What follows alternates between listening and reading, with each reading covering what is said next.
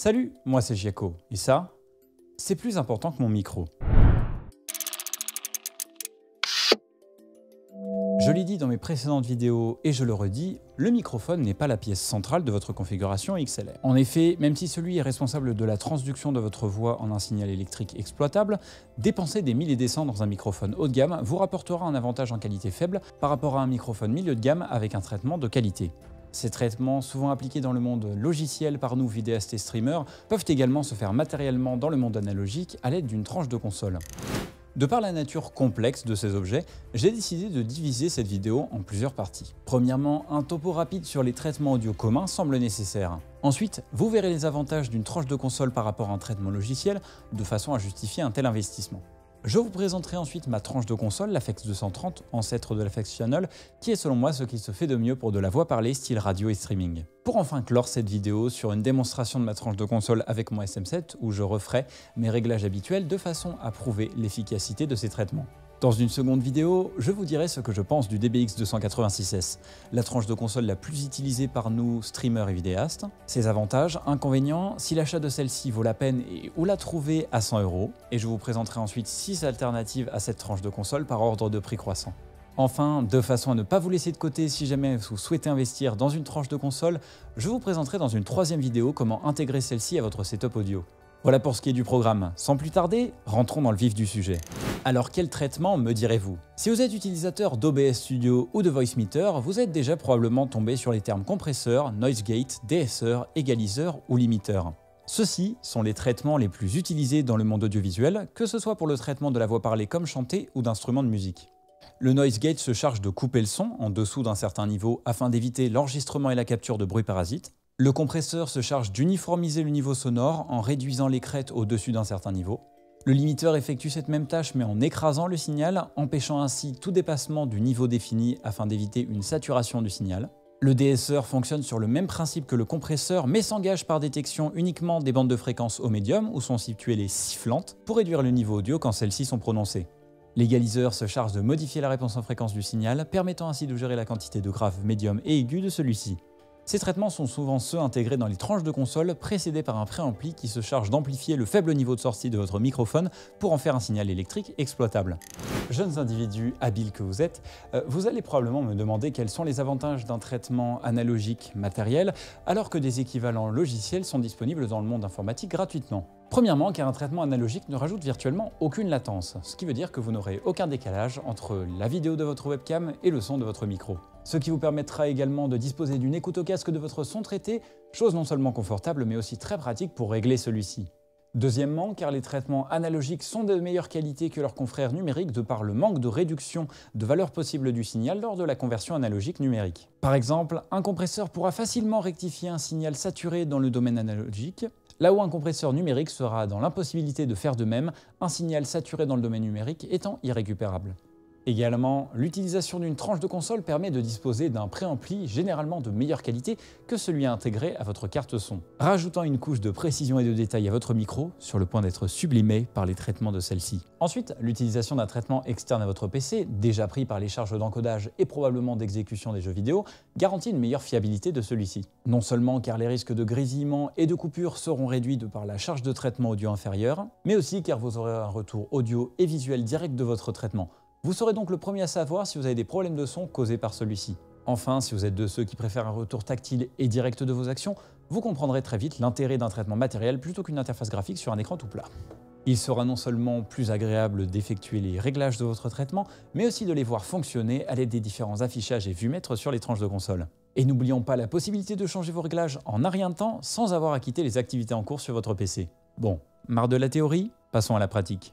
Découvrez la FX 230. Enfin, découvrez, j'en ai déjà parlé dans mes vidéos SM7 et V7, mais passons. Cette tranche de console est l'ancêtre de la FX Channel, disponible au prix indigeste de 885 €. Mais ce prix est justifié par la large qualité de préamplification et des traitements compris dans celle-ci. En effet, elle dispose d'un excellent préampli à lampe avec 75 décibels de gain, amplement suffisant pour amplifier un SM7, qui fournit un son rond, détaillé et avec un poil de caractère et de brillance. Suivi par un symétriseur de phase, un gate, un compresseur, un DSR, un égaliseur paramétrique une bande et les deux effets propriétaires de la marque, Big Bottom et Aural Exciter. Ce sont d'ailleurs ces deux derniers traitements qui font la particularité et en grande partie la qualité de l'Aphex Channel. Le Big Bottom se charge d'amplifier le grave et de générer des harmoniques supplémentaires de façon à rajouter de la rondeur, et ça de façon dynamique en fonction de la quantité de grave déjà présente. Là où un égaliseur se contentera d'amplifier le grave déjà existant et ce de façon fixe. L'Aural Exciter fait de même dans le haut du spectre, permettant de rajouter du détail et de la définition dans le haut médium et l'aigu, et bien utilisé, permet ainsi de donner un son processeur FM à votre voix. Une dernière particularité de l'Aphex 230 est le symétriseur de phase. Ce traitement réalise un ajustement de la relation temporelle entre les fréquences de la voix. Ce traitement est censé corriger la nature asymétrique des ondes sonores produites par la voix humaine, posant des problèmes de modulation dans les stations de radio. Les modifications apportées au son de la voix par ce traitement, à la base censé corriger un défaut technique, sont néanmoins devenus un autre signe distinctif d'un son de voix radio. Vous imaginez donc que ces trois effets combinés ont donc beaucoup à voir avec le style radiophonique de mon traitement de voix. Ça vous dit qu'on teste tout ça? Je vous propose de reproduire les traitements que je fais habituellement pour mon SM7 pas à pas, de façon à entendre les modifications apportées par chacun des traitements de l'Aphex Channel. Voici donc face à mon Aphex 230. Vous pouvez l'entendre, je n'ai donc aucun traitement qui sont appliqués. J'ai remis les réglages de la tranche par défaut et on va donc commencer par effectuer les traitements les plus simples et puis monter progressivement en difficulté. Donc vous pouvez voir qu'il y a une section de boutons ici et on va commencer donc par engager le low cut, le coupe bas qui va se charger de réduire un petit peu de grave et empêcher par exemple qu'on entende les bruits de vibration et de mouvement de pied de micro que vous pouvez entendre plus avec le low cut de désengager. Donc ensuite le phase rotator, le symétriseur de phase dont j'avais parlé tout à l'heure qui, comme vous allez pouvoir l'entendre, apporte déjà une grosse modification à la sonorité de ma voix. À la suite, on trouve donc le compresseur qui va appliquer une réduction de gain afin d'uniformiser le niveau sonore. Donc là, vous pouvez voir qu'il y a un bouton ici qui permet de passer entre l'afficheur de niveau sonore et l'afficheur de réduction de gain qui applique du coup ce compresseur pour uniformiser le niveau. Donc là, je vais l'engager et engager le compresseur qui va donc commencer, vous pouvez voir quand je commence à prendre une voix un petit peu plus dynamique à effectuer sa réduction de gain. Et on a juste à côté Release qui est chargé de sélectionner la vitesse à laquelle le compresseur va retirer son action précédente. Je vais donc choisir d'avoir une release plutôt rapide pour avoir un compresseur qui écrase bien et qui rajoute de la densité au niveau sonore. À la suite, vous trouverez le gate. Nous avons donc deux réglages, le threshold, le niveau de détection à partir duquel le gate va engager sa réduction de gain et du coup réduire le niveau sonore. Et depth qui se charge de définir la profondeur de réduction de gain qui est affichée en dessous du niveau défini.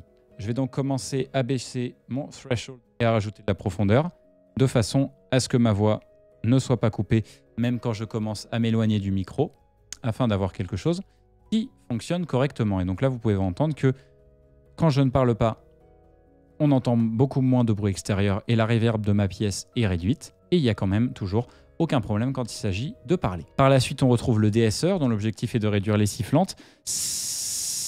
Vous pouvez le voir s'engager quand je siffle. Voilà. Donc vous pouvez définir avec le threshold, tout comme le compresseur et le gate, le niveau à partir duquel la détection et la réduction s'engagent. Et par la suite, on trouve le Big Bottom, l'Aural Exciter et l'EQ. On peut engager. Donc là, je viens d'engager ces traitements, mais étant donné qu'on n'a effectué aucun réglage, ils sont donc coupés pour l'instant. Nous avons donc le Big Bottom qui, comme vous allez pouvoir l'entendre, du coup, se charge de rajouter de la rondeur. On peut même le pousser comme des salauds. Et vous pouvez sélectionner donc avec Tune la fréquence où se situe le grave pour avoir quelque chose qui soit vraiment, par exemple, extrêmement profond comme à l'heure actuelle. Ou quelque chose qui est plus dans le haut médium et qui, du coup, vu que j'ai une voix qui en contient beaucoup, a tendance à saturer plus vite. Donc je vais remettre mes réglages habituels. Et on va faire de même pour l'Aural Exciter, dont l'objectif est donc, comme vous pouvez l'entendre, de rajouter de la définition et de l'aigu. Si vous le réglez bien, vous pouvez avoir quelque chose qui a du coup cet effet un peu radio, avec un aigu extrêmement prononcé et une grande présence dans la voix dans l'ensemble. Et enfin, on a du coup la bande d'EQ paramétrique où on peut régler du coup séparément la fréquence, la quantité de gain qu'on ajoute ou qu'on retire et la largeur du filtre. Par conséquent, on peut commencer à accentuer une section de fréquence et passer dans le spectre comme on veut. Vous pouvez entendre que là, du coup, je sélectionne la fréquence où je vais placer mon égaliseur. Et ceci qui permet de gérer la largeur d'action pour faire quelque chose qui soit plus large ou au contraire quelque chose qui soit beaucoup plus précis. Donc je vais remettre mes réglages habituels où j'accentue légèrement le médium histoire d'avoir un petit peu plus de présence. Donc voilà, vous pouvez entendre ce que donne le son actuellement avec tous les traitements d'engagé. Et en désactivant tous ces traitements, on se retrouve à un son comme ça. Avec tous les traitements engagés, on a un son comme ça. Vous pouvez entendre que ça fait une sacrée différence. Alors, heureux? Sinon, Je vous invite à suivre les 2 vidéos que j'ai fait sur le sujet en cliquant sur la fiche ci-dessus. Si oui, cette vidéo prend fin et j'espère qu'elle vous aura plu. Vous retrouverez des liens vers la page Audiofanzine de l'Afex 230 et de l'Afex Channel pour les trouver d'occasion et vers la page Thomann de l'Afex Channel pour l'obtenir neuve. Si c'est le cas, félicitations. Dans tous les cas, si cette vidéo vous a plu, je vous invite à l'aimer, à la partager avec d'autres potes intéressés par le sujet des tranches de console et qui souhaitent avoir un traitement audio de qualité, à donner vos retours en commentaire sur cette vidéo, à aller me suivre sur Twitter et Facebook pour être tenu au courant des futures productions, à me suivre sur Twitch pour mes futures diffusions, à rejoindre le serveur Discord si vous souhaitez jouer, discuter ou poser des questions par rapport au monde audiovisuel, à vous rendre sur YouTube de façon à regarder quelques publicités ou faire un direct pour soutenir la chaîne. Et quant à moi, je vous dis à bientôt pour un prochain stream ou une prochaine vidéo. Salut, c'était Giaco.